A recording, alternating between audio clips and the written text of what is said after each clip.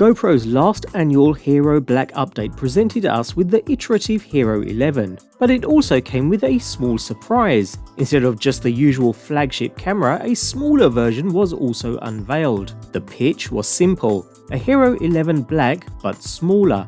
In reality though, it incorporates fewer features and modes too, named simply the GoPro Hero 11 Black Mini.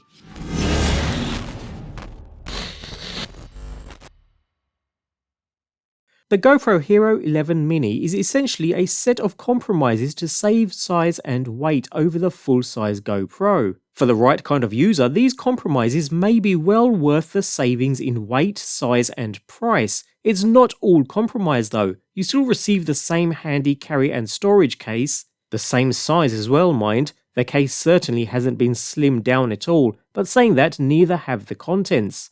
You'll receive the exact same accessories as with the standard Hero 11, even down to an empty battery protector, even though there's no battery included in the box. And that's because it's built into the camera this time round. Even so, the Mini is about 3/4 of an inch narrower than the regular Hero 11 Black when you look at it head on, but it's also a tiny bit taller and about 5mm deeper. It's obviously smaller overall, but there's really much less of a difference than there was with the GoPro session cameras. So if you are hoping for something that small, you'll be left disappointed here. To be honest, it's actually larger than I expected, leaving me wondering why I would ever go with the Mini over the regular full-size version. On the flip side, for situations where wind resistance and drag are factors, on your motorbike helmet for instance, it's a big enough deal that any size reduction helps. To save that space, GoPro got rid of all the screens on the Mini. This has the distinct advantage of making the Mini more rugged.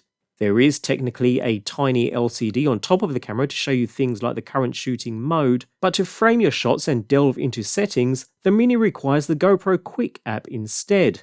The other main external difference comes in the form of 2 sets of flip-down feet for mounting. Like the full size, there are 2 feet on the bottom, but you also now get a rear mount to point the camera forward, in the middle of this rather large heatsink that should help vent some of the heat that this thing generates. This mount is a huge advantage for helmet mounting since it will give you a more forward-looking shot without sticking the camera up as high on the helmet, so in some scenarios it works really well. Otherwise, the rest is pretty much the same. The front lens cover is the same size and it's still removable just like the standard Hero 11. We have a front power and mode button and the shutter button up top, both nice and tactile when pressed, and a side door for inserting a micro SD memory card, as well as a USB-C port for data transfer as well as charging the battery, which is now built in and not replaceable. The good news is that it's the same as the Enduro that's now standard on the Hero 11 Black, so shooting times should be pretty close, but the difference is that you can swap batteries on the Black and you can't on the Mini. You can power it with an external power pack though, although at the time of creating this review, note that there's no pass-through door for plugging in a USB cable. You'll just have to pull off the side door and plug in the USB-C cable in that way if need be. Otherwise, the internals of the Mini are nearly identical to the Hero 11 Black. It uses the same sensor, shoots at the same video resolutions and frame rates, and to my eyes and ears produces the same results. That said, there are some missing modes, photo being the main one, so if you're after still images you'll need to grab them from video instead. Not a deal breaker, but just a point to note. Of course, as mentioned, there's no touch screen which affects how you access the menu. You can navigate the settings via the small display on the top that will send GoPro veterans right back to the Hero 3 and Hero 4 days, using the 2 buttons to navigate and select or change options. It's a little tedious, but it kinda works in a pinch. Saying that, the options here are slightly limited, with just the shooting mode, mode settings and some, but not all, general settings up for grabs. Everything else you'll be doing through the app. I personally prefer doing most things on the camera itself, and then using the app when the camera is mounted out of reach, but I didn't find it hard to transition to doing almost everything in quick. This only really becomes an issue if you're doing something where your phone isn't nearby. Surfing, for example, might need a little bit of pre-planning to make sure you're set up before you get in the water. Otherwise, it's the same app as the standard Hero 11, with the same live stream and access to all the camera settings. Note how there's only one shooting mode though, no photo mode remember. although enter video and you'll find all the standard video shooting modes available to you, including time-lapse, night-lapse and so on. One potential issue is you can't save presets here like you can in the standard camera. That makes switching video modes difficult. You either have to do it on the camera, which is a tedious process with a single line LCD screen, or you have to pull out the app, which honestly is also tedious. The message here is that if frequently changing shooting modes is part of your workflow, the Mini is not for you. That said, this seems like a flaw that could easily be solved by a software or firmware update, but we all know GoPro's track record there too.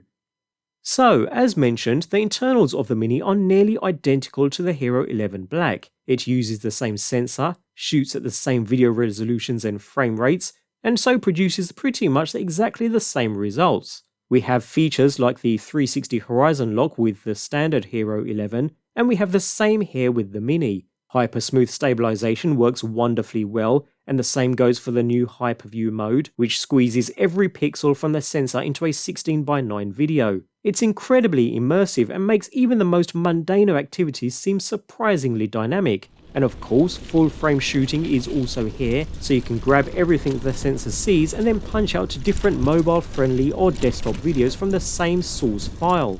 You'll still need plenty of good airflow when shooting with the higher settings though, even with that heatsink on the rear. In fact, it overheats if used indoors in stationary pretty quickly, in under 10 minutes in most cases. With less power-hungry modes, the issue is not so common of course, so anything 1080p for example was perfectly fine. GoPro's message here is that the Mini is an outdoor camera, designed for mounting on you or your gear. So if you were looking at this for a potential static or indoor application, it's not the camera you want, even according to GoPro. On the plus side, the internal Enduro battery provides shooting times that are pretty close to the standard Hero 11. The Hero 11 Mini claims 73 minutes when shooting 5.3K at 30 frames per second. I got around 70. The same settings on the Hero 11 Black lasted 73 minutes, even though it has built-in displays, so don't expect a ton more battery life from the Mini. It's pretty much the same, but without the ability to swap in a fresh battery of course. Although remember you can attach external power, even though that defeats the purpose of having a smaller design in the first instance. Otherwise, the Mini can do almost everything its bigger sibling can. Where the Mini excels though is with anything body mounted. The smaller form factor and lighter weight make it a much nicer experience for head or helmet mounting. In fact, I'd go so far as to say the Mini is all about being a helmet cam. Not least because of the second pair of mounting fingers on the rear that make it easier to fix in a forward-facing position.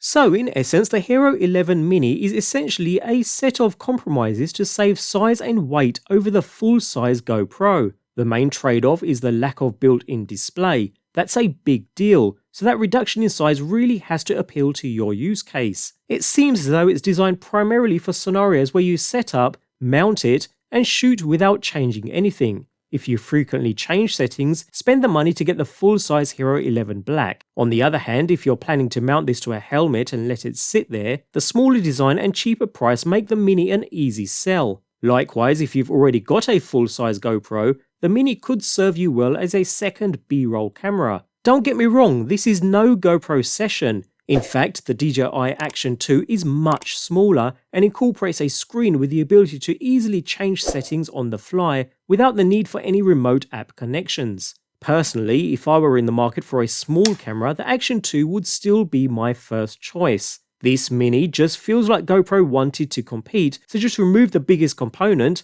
the screen, and wrapped it up in a frame that would fit. If they put some extra work into it, it could have been so much more. The Action 2 proves it and highlights the possibilities. If you're still dead set on a GoPro though, for some use cases such as helmet mounting for instance, the Mini is clearly the way to go, but otherwise most people will be better off with the standard Hero 11 Black, or if you're after something even smaller, the DJI Action 2.